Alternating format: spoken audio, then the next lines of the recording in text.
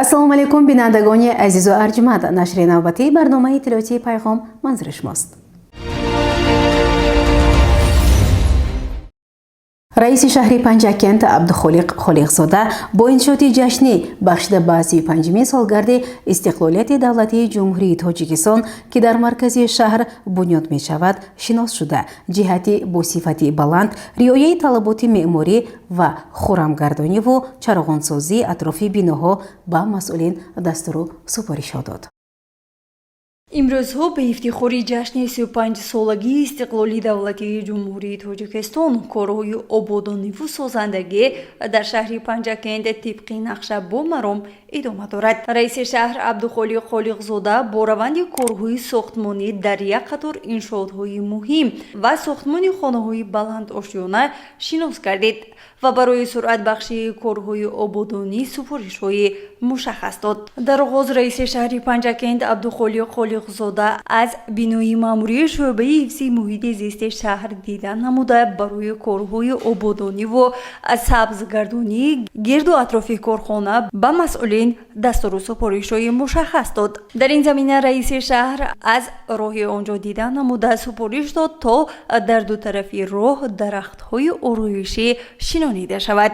дар ин раванд раиси шаҳр аз рафти ободонии роҳи деҳаи озодагон Панҷакент дар назди пули озодагон дидан намуда супориш дод, то ду тарафи роҳ бо дарахтҳои ороишиву сояафкан оро дода шавад. ҳамчунин раиси шаҳри Панҷакент Абдухолиқ Холиқзода аз рафти сохтмони бинои баландошёнаи ҷамъияти дорои масъулияташ маҳдуди комил биносоз, ки онро соҳибкор Рашидов сохта истодааст, дидан намуд. баъдан аз рафти корҳои сохтмонии бинои баландошёнаи ҷамъияти дорои масъулияташ маҳдуди Шоҳманзил низ дидан намуда барои тезонидани корҳо ва бо тарҳи муосир сохтани иншоот ба масъулин супоришҳо дода, ҳамзамон илова намуд, ки бояд майдончаи бозӣ барои кӯдакон ва ҷой барои гузоштани воситаи нақлиёт низ ба назар гирифта шуда, он бо тарҳи муосир сохта ва ба истифода дода шавад. дар ин сафари корӣ раиси шаҳри Панҷакент аз гирду атрофи хонаҳои баландошёнае, ки дар онҷо сокинон истиқомат доранд, дидан намуда барои тозагии он ва шинонидани дарахтҳо ба масъулин супоришҳои мушаххас дод. дар ин раванд бошад дар гирду атрофи шаҳри Панҷакент корҳои ободонӣ ва омодагӣ ба фасли баҳор идома дошта, сокинон дар ҳар гӯшаи шаҳр ба шинонидани дарахтҳо машғуланд. ҷамоати девасӣ худо бошукр мене ободӣ ташаббуси ҷаноби олӣ мене ободӣ раҳо ҳамвор карда мене сабзу хуррамгардонӣ гузароя каросем худо бошукр на сафари кории Абдухолиқ Холиқзода дар дохили шаҳр идома дорад ва барои тозаву озода нигоҳ доштани шаҳр на танҳо масъулин, балки ҳар як фард масъул буда моро мебояд, ки маҳалли зисти худро ободу тозаву озода нигоҳ бидорем, зеро шаҳри ман хонаи ман аст. гузориши Мартаба Раҳмонова ва Исмоилҷон Холов.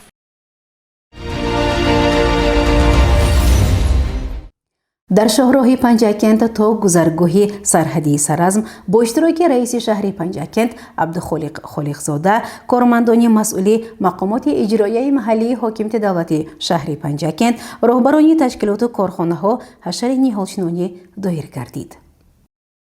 дар доираи дастуру супоришҳои асосгузории сулҳу ваҳдати миллӣ пешвои миллат, президенти ҷумҳурии Тоҷикистон муҳтарам Эмомалӣ Раҳмон, ки дар паёми навбатӣ ба Маҷлиси олӣ баён доштанд, сокинони меҳанпарасту ватандӯсти шаҳри босонии Панҷакент, хоса ҷамоати деҳотии Саразм якҷо бо роҳбарону кормандони сохторҳои гуногун, аз ҷумла соҳаҳои маориф ва тандурустӣ, муассисаи давлатии хоҷагии ҷангал, бахши фарҳанг, кумитаи идораи замин, корхонаи давлатии фаръии обтаъминкунӣ ва канализатсия, идораи молу мулки ғайриманқул дар маъракаи ниҳолчинонӣ фаъолона ширкат варзиданд.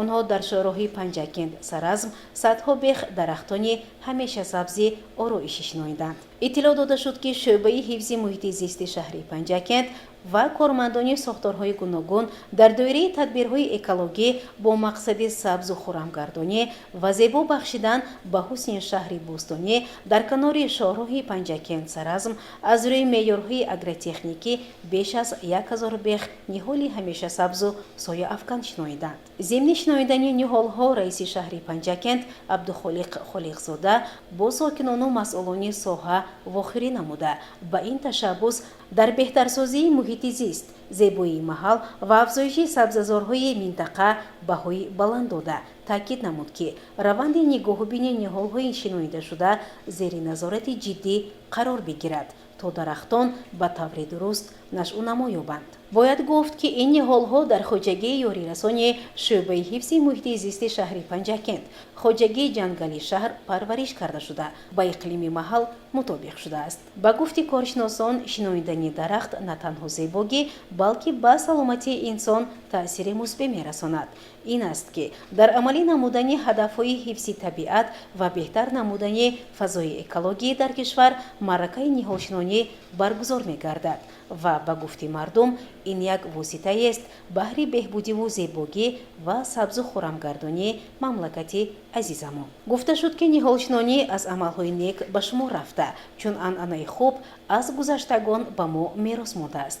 از این خاطر در کشورمان بخصوص شهر باسانی پنجاکند که مردمانش با فرهنگ و با مدنیت هستند در معرکه نهالشناسی همه‌ساله سرجمعانه و فعالانه شرکت می‌ورزند. میگویند معرکه نهالشناسی برایشان چون یک روزی مهم و خاطرمون است همچی عید سرسبز و خرمگردانی. قابل ذکر است که با سپارش به‌واسطه اساسگذاری صلح و وحدت ملی پیشوای ملت پرزیدنت جمهوری تاجیکستان محترم امامعلی رحمان در تمام گوشه و کنار کشورمان خاصه شهر باسانی پنجاکند کارهای بنیادکاری و سازندگی، نهالپروری، سبز و خرمگردانی، نهالشناسی و کبودزارکنی وسعت بخشیده برای آباد و زیبا گردانیدن هر یک دهه، محله، جماعت‌های دهات تدبیرهای ثمره‌بخش اندیشیده می شود. گزارش معین تاملوی و شاه حسین صالحов.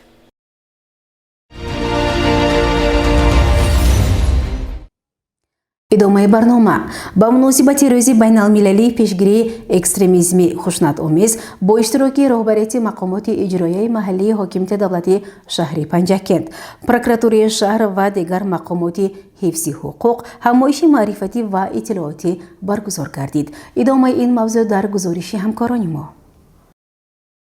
در زمینه نقشه پروکراتوری شهر پنجاکند در همکاری با مقامات اجرایی محلی حاکمیت دولتی شهر پنجاکند و دیگر مقامات حفظ حقوق و قدرتی در تالار کلانی کوخ فرهنگ منام علیم بابویوی شهر پنجاکند همایش معرفتی و اطلاعاتی تحت عنوان تروریسم و اکستریمیسم خطر به آینده بشریت برگزار گردید که آن بر روز بین المللی پیشگیری اکستریمیسم خشونت‌آمیز که همه‌ساله 12 فوریه قید می شود بخشیده شد. در آغاز این همایش معرفتی و اطلاعاتی با اشتراکچیان آن مواد اطلاعاتی تحت عنوان تروریسم و اکستریمیسم خطر به آینده بشریت و شماره نوبتی روزنامه زرافشان که در آن یک قطار موادها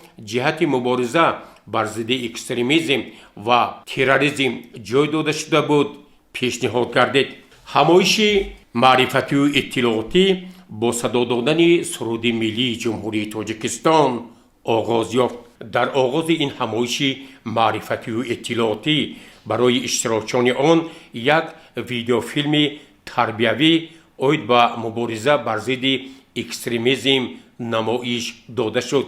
همزمان در جریان برگزاری این همایش توسط 3 مانیتورینگی که در تالار نصب شده بود درباره مبارزه علیه اکستریمیسم و تروریسم معلومات ها پیشنهاد گردیده عکس‌های نفرانی که امروز در جستجوی مقامات حفظ حقوق قرار دارند نمایش داده شد که این تدبیرها برای باز هم بهتر شدن برگزاری این همایش مساعدت کرد.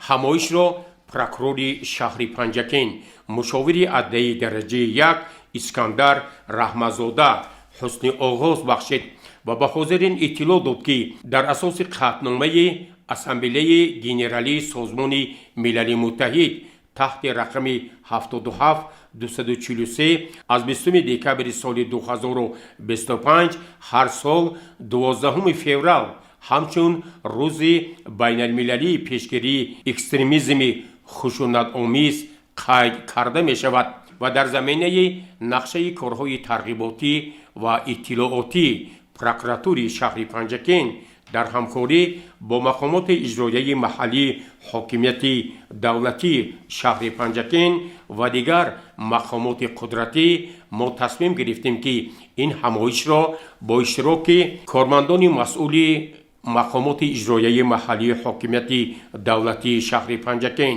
роҳбарони мақомоти ҳифзи ҳуқуқ ва қудратӣ, раисони ҷамъиятҳои деҳот, маҳаллаҳои шаҳр, роҳбарони ташкилоту корхонаҳо, раисони кумитаҳои волидайни муассисаҳои таълимӣ, фаъолони соҳаҳои гуногун ва намояндагони воситаҳои ахбори омма баргузор намоем.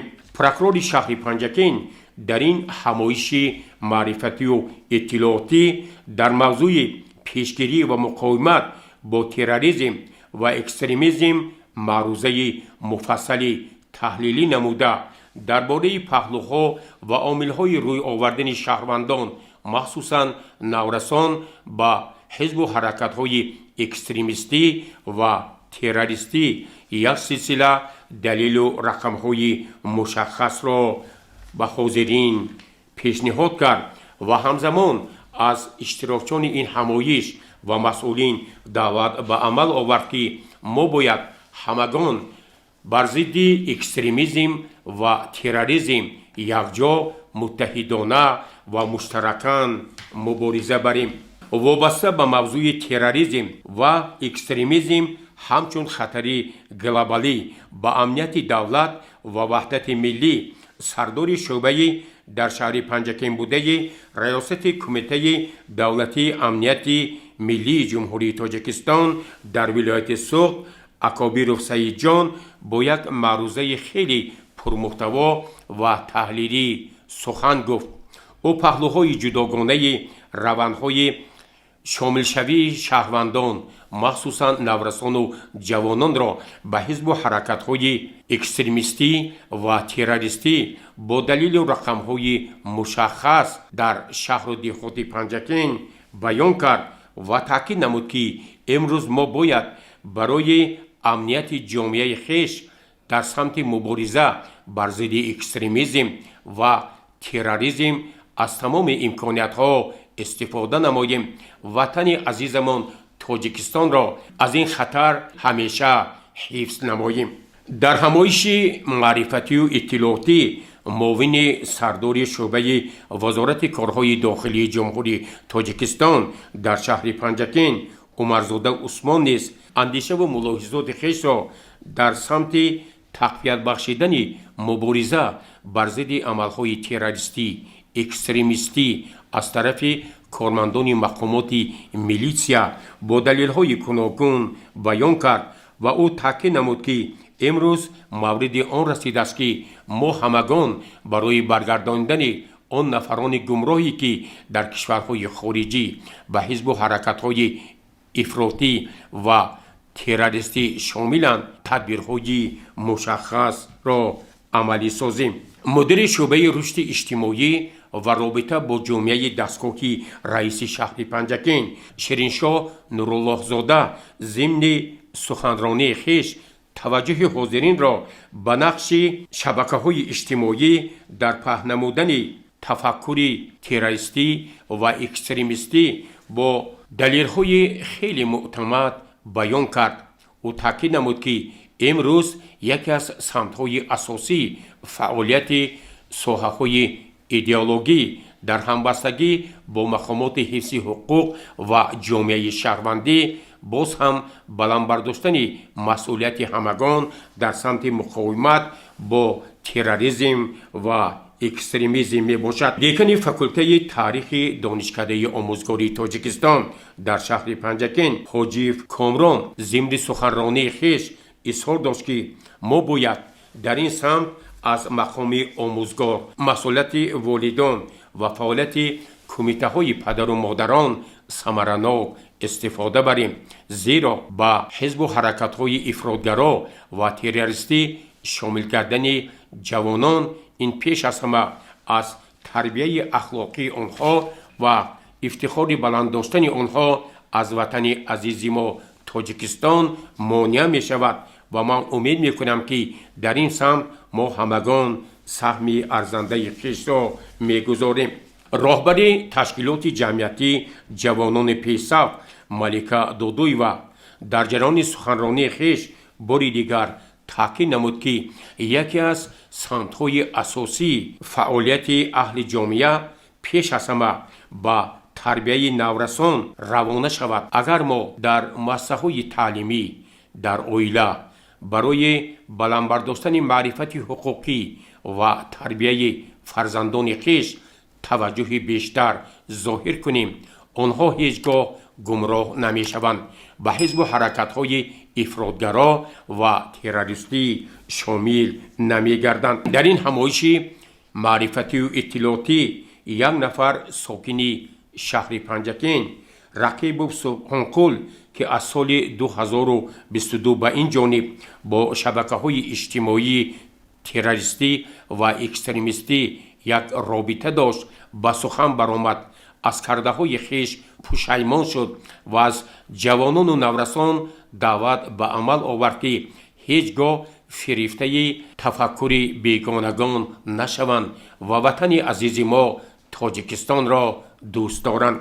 در این همایش اطلاعاتی و معرفتی معاون رئیس شهر پنجکن مراد شکرزاده اطلاع داد که امروز از طرف مقامات اجرایی محلی حاکمیت دولتی شهر پنجکن جهت بلند برداشتن معرفت حقوقی شهروندان گروه های تبلیغاتی پیوسته در سمت پیشگیری شامل شوی شهروندان مخصوصا نورسان و جوانان با حزب و حرکت های افراطگرا و تروریستی کارهای ترغیباتی را وسعت می بخشند و همزمان او از نام رئیس شهر محترم عبدالخالق خالقزاده با راهبریت پروکراتور شهر پنجکن و دیگر مقامات حفظ حقوق و قدرتی برای تشکیل و برگزاری چنین یک همایش خیلی مهم عرض سپاس کرد. در پایان همایش معرفتی و اطلاعاتی پروکرور شهر پنجکن مشاور عدلیه درجه 1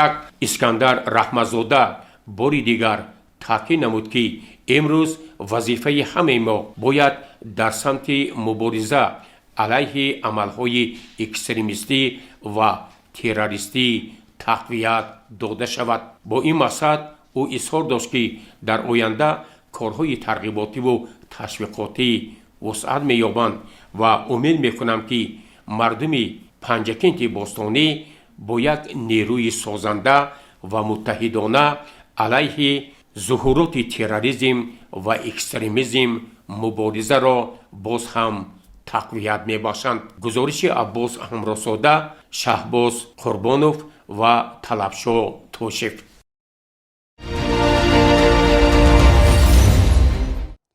در جلسه کوری که با رهبری معاون رئیس شهر پنجکن مراد شکرزاده برگزار گردید، فعالیت کلوب فوتبالی سرازم در سال 2025 تحلیل گردیده رهبران نوی آن معرفی شدند. در تالار مقامات اجرایی محلی حاکمیت دولتی شهر پنجکن تحت رهبری معاون رئیس شهر مراد شکرزاده جلسه برگزار گردید. در آن اطلاع داده شد که دیرکتور مؤسسه دولتی کلوب فوتبالی سرازم شهر پنجکن عادل بابویف از وظیفه آزاد گردیده. با این وظیفه اسکندرشاه شادمانوف تعیین گردید. همچنین با وظیفه مربی دسته ورزشکار سابقه‌دار جمشید بهرانوف پیشبری گردید. یادآور می‌شویم که اسکندرشاه شادمانوف در شعبه کار با جوانان و ورزش اینچنین وظیفه‌های خدمتی دولتی و صاحبکاری کار و فعالیت کرده است. معاون رئیس شهر پنجاکент مراد شکرزاده نتیجه‌های بازی دسته را در لیگ اول چمپیونات تاجیکستان در سال 2025 تحلیل و بررسی نموده به راهبریت نو دستور داد که در موسم نو فوتبال دسته فوتبالی سرازم باید با نتیجه‌های بهتر نائل گردیده مخلصان و دوستداران و هواداران تیم فوتبال را با بازی‌های خوب و خاطرمان با غالبیت‌ها شاد نماید. گزارش مینسات مولایو شعباز قربانوف.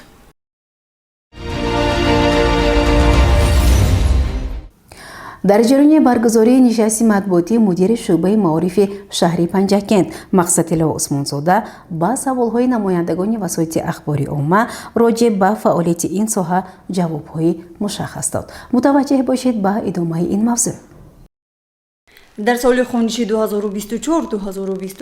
با 56 نفر آموزگاری که به زمین نزد حولگی احتیاج داشتند از محل زیستشان قطعه زمین جدا گردیده به نزدیکی آن تقسیم خواهد گردید. به زیاده از 40 نفر آموزگار قرضهای امتیازنامه داده شد. این اطلاع را مدیر معارف شهر قاسموف مقصد الله ضمن نشست مطبوعاتی ساحه معارف به روزنامه‌نگاران رسانیده افزود که در شهر پنجاکent 141 مؤسسه تعلیمی از جمله 125 مؤسسه تحصیلاتی میانه عمومی، یک مکتب خصوصی، 2 لیسه، یک گیمنازیا و 12 مؤسسه تحصیلاتی عمومی اساسی فعالیت دارند که در آنها زیاده از 74824 هزار خوانندگان به تحصیل فرا گرفته شدند. شماره عمومی آموزگاران 5149 نفر را تشکیل داده، از این شماره 3626 نفر زنان می باشند. از شماره عمومی آموزگاران با معلومات عالی 4085 نفر، عالی نوپره 145 نفر، معلومات میانه مخصوص 941 نفر در مؤسسه‌های تعلیمی فعالیت دارند. در سال خونشی 2024-2025 3362 نفر صنف 11 را ختم نموده. باعث شادمانی است که از این شماره 3301 نفر به مرکز ملی تستی حجت سپریده، 3290 نفر عنوان دانشجویی را سزاوار گردیدند. این آمار نسبت به سال گذشته خیلی زیاد است. در نشست مدیر معارف از برد و باخت ساحه سخن نموده به سوالهای روزنامه‌نگاران پاسخهای مشخص داد. وابسته به نارسایی کتاب درسی در مؤسسه ها او گفت که از سبب زیاد شدن خوانندگان واقعا چنین کمبودی جای داشت و ما آن را برطرف نمودیم. حالا کتاب ها دسترس است و نارسایی کتاب پره برطرف کرده شد. طبق گواهی پرزیدنتی باشد از مؤسسه های شهری پنجاکent 15 نفر به دانشگاه های عالی داخل شده امروزها تحصیل دارند. در ادامه نشست قاسموف مقصد الله علاوه نمود که از حساب صاحبکاران، آموزگاران، پدر و مادران در سال خونشی 2025-2026 12 میلیون سومانی برای تعمیر مؤسسه ها صرف شده است. درباره دست به جنایت زدن نابالغان او گفت نسبت به سال گذشته خیلی کم است که این یکی از دستاوردهای ساحه معارف می باشد. 14 جنایت از جانب نابالغان در سال 2025 به قید گرفته شده است و برای برطرف نمودن این عمل زشت آموزگاران کارهای فهماندهی را میان خوانندگان جانب نمودند. در عموم شعبه معارف شهری پنجاکent برای بلند برداشتن سطح و صفت دانش خوانندگان و اشتراک و غالب آمدن آنها در آزمون و المپیادها همه کوشش و تلاش خود را به راه مانده است. گزارشی مرتبه رحمان و طلبشاه تاشف.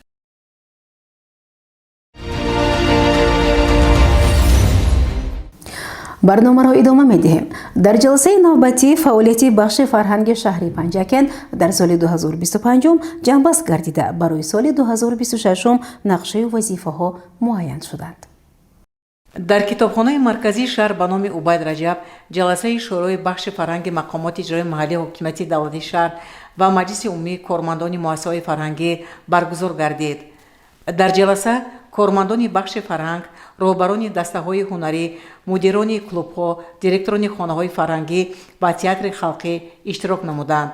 дар шӯрӯ масъалаҳои раванди ҳуҷҷатгузорӣ ва вазъи татбиқи қонунҳо, барномаҳо ва стратегияҳои давлатӣ дар муассисаҳои фарҳангӣ, ҳисоботи мухтасари роҳбарони муассисаҳои фарҳангӣ дар бораи фаъолияташон дар соли 2025 ва тасдиқи нақшаҳо дар соли 2026 муассисаҳои фарҳангӣ, театри халқӣ, хонаҳои фарҳангӣ, клубҳо, вазифагузориҳо дар соли 2026 тибқи қарори ҳайати мушовараи раёсати фарҳанги вилояти Суғд баррасӣ гарда қарорҳои дахдор қабул гардиданд. аз рӯи масъалаи якуми рӯзнома мудири кабинети методӣ ва дастурдиҳии бахши фарҳанг Умарҷон Саидов ҳисобот дод. ҳамзамон ҳисоботи роҳбарони муассисаҳои фарҳангӣ оид ба фаъолияташон дар соли 2025 шунида шуд. сипас мудири бахши фарҳанги мақомоти иҷрои маҳаллии ҳокимияти давлатии шаҳри Панҷакент Хусрав Амонқулов дар назди масъулин вазифагузорӣ намуда афзуд ки роҳбарони муассисаҳои фарҳангӣ бахшида ба ҷашни 35-солагии истиқлоли давлатӣ ва соли 2026 соли вусъат додани корҳои ободониву созандагӣ ва тақвияту таҳкими худшиносиву худогоҳии миллӣ силсилачорабиниҳоро таҳризӣ ва ташкил намуда дар пешбурди маърифати ҷомеа, муаррифӣ ва эҳёи арзишҳои миллию таърихию фарҳангӣ дар роҳи худшиносиву худогоҳии миллӣ тарбия намудани насли наврас ва ҷавонон, пешгирӣ аз омилҳои номатлуби экстремизму терроризм тадбирҳои зарурӣ андешида шавад. гузориши Майсара Тиллоева ва Исмоилҷон Холов.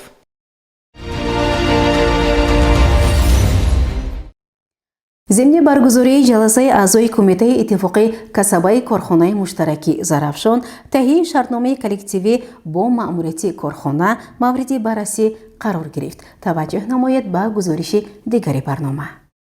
фаъолияти кумитаи иттифоқҳои касаба дар корхонаҳои муштарак бо ширкатҳои хориҷӣ талаботу муқаррароти хосаи худро дорад. дар ҷаласаи навбатӣ аъзои кумитаи иттифоқи касабаи корхонаи муштараки Тоҷикистону Чин Зарафшон асосан масъалаи таҳия ва тасдиқи шартномаи коллективӣ барои 5 солаи навбатӣ мавриди баррасӣ қарор гирифт. раиси кумитаи иттифоқи касаба Фатҳулло Рустамов ба аъзои кумита иттилоъ дод ки айни замон лоиҳа ва матни шартномаи коллективӣ барои баррасӣ ба маъмурияти корхона пешниҳод шуда дар меҳвари он мутобиқи муқаррароти кодексу қонунҳои ҷумҳурии Тоҷикистон ҳимояи ҳуқуқҳои коргарон дар мадди аввал қарор дорад. ҳамзамон Фатҳулло Рустамов таъкид кард ки сарвари кулли нави корхона Оуян Лунао зимни мулоқоту суҳбатҳо изҳор дошт ки шахсан ман ба ҳамкории самарабахш бо кумитаи иттифоқи касаба назари нек дорам ва фароҳам овардани шароитҳои мусоиди кору истироҳат барои коргарон, иҷрои бобу бандҳои шартномаи коллективӣ омили муҳими рушди истеҳсолоти саноатӣ ба шумор меравад. дар ҷаласа аъзои кумитаи иттифоқи касаба Холиқов Истамурод, Содиқов Муиниддин, Сиддиқов Ҳусниддин, Юсуфов Шералӣ пиромони ба талаботи имрӯза мутобиқ сохтани бобу зербандҳои шартномаи коллективӣ ки байни кумитаи иттифоқи касаба ва маъмурияти корхона ба имзо мерасад, андешаю пешниҳодоти хешро баён карданд. раиси кумитаи иттифоқи касаба Фатҳулло Рустамов дар поёни ҷаласа изҳор дошт ки пас аз тавофуқ бо маъмурияти корхона шартномаи коллективӣ барои солҳои 2026-2030 имзо мешавад ва итминон дорам ки ин санади расмӣ фаъолияти муштараки моро дар самти ҳифзи ҳуқуқу манфиатҳои коргарон, рушди истеҳсолоти саноатӣ, татбиқи дастуру супориш ва нишондодҳои паёми пешвои миллат Президенти ҷумҳурии Тоҷикистон муҳтарам Имомалӣ Раҳмон густариш мебахшад. гузориши Аббос Ҳамроҳзода ва Исмоил Холов. барномаро идома медиҳем. бо истифода аз обу ҳавои мусоид дар хоҷагоҳи деҳқонӣ дар ҷамоати деҳотӣ Лоиқ Шералӣ хоҷагидорон корҳои биотехникиро ба роҳ монда, бо хӯро яхоб монда, каналҳоро барои кишти баҳорӣ омода мекунанд. яке аз роҳҳои ба даст овардани ҳосили фаровон ин гузаронидани обмонии захиравӣ ва яхобмонии боғот дар фасли сармо мебошад. яхобмонӣ ва обмонии захиравӣ аз ҷумлаи тадбирҳои муҳими агротехникӣ дар фасли зимистон ба ҳисоб рафта. кишоварзон бо ин роҳ метавонанд ба захиракунии намӣ, нест кардани ҳашаротҳои зараррасон, баланд бардоштани ҳосилхезии замин, ба даст овардани маҳсулоти босифат ва меваҳои лазизу шаҳдбор замина гузоранд. ин аст ки хоҷагидорони деҳаи навободи ҷамоати деҳотӣ Лоиқ Шералӣ имрӯзҳо аз ҳавои мусоид истифода намуда, барои гирифтани ҳосили фаровон боғҳои худро яхоб монда истоданд. чӣ тавре хоҷагидорон мегӯянд, дар сурати мондани яхоб ҳосилнокии боғҳои себ то 70-100, олу 50-60, олуболу 60-80 ва зардолу то 90-100% зиёд мегардад. яхобро пас аз рехтани барги дарахтон моҳҳои декабр, феврал бо меъёри 1000-1300 метри мураккаб об 2 маротиба додан зарур аст. меъёри яхобмонӣ аз намнокии хоки майдон, такпайвандии дарахтон, баландии сатҳи обҳои зеризаминӣ ва сохтори хок вобаста мебошад. набояд фаромӯш созанд, ки яхобмонӣ низ монанди обмонии баҳорӣ бояд мӯътадил гузарад, чунки аз ҳад зиёд шудани намнокӣ боиси косташавии қобилияти обу ҳавогузаронии хок мегардад.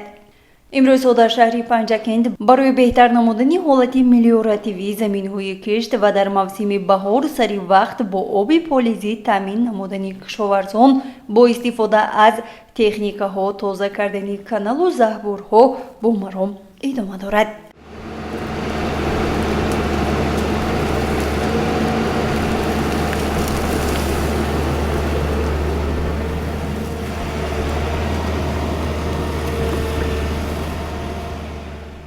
дар мавзеи Дупула 8 пойгоҳи обкашӣ буда, он барои обёрии фасли баҳор имрӯзҳо таъмиру тардид шуда истодааст. ба гуфтаи мутахассисони соҳа, пойгоҳҳои мазкур зиёда аз 2000 гектар заминро обёрӣ хоҳанд кард. ман Воидов Абдурасул, сардори минтақаи обкашии ҷамоати деҳоти Ёрӣ, мана хеле ки диди соде дар ин ҷо 4 адад насоси обкашии кубовой вуҷуд дорад ва мо пурра тайёр ҳастем. ҳар 4 ҳамин насосҳо пурра дар шаҳри Хуҷанд ва дар худи шаҳри Панҷакент бурда таъмир карда оварда истодем. ҳамааш ба мавсими нави обёрӣ пурра тайёр аст. аз ҷиҳати техникӣ ягон чиз танқисӣ надорем. ҳамаи коргарон дар сари вақт омда корҳоро пурра ба сомон расонида истодаанд. боварӣ дорем, ки дар соли 2026 пурра мо 2000 гектар замини ҷамоати деҳоти Ёрӣро пурра бо оби полизӣ таъмин менамоем. дар каналҳои тухсанкорис ва эшон низ корҳои тозагӣ бо маром идома дошта, масъулин талош намуда истодаанд, то ки бо оғози фасли баҳор заминҳои шаҳру деҳоти Панҷакент бо об таъмин гардида, аз оби полизӣ танқисӣ накашанд. гузориши Мартаба Раҳмонова ва Шоҳусайн Солиҳов.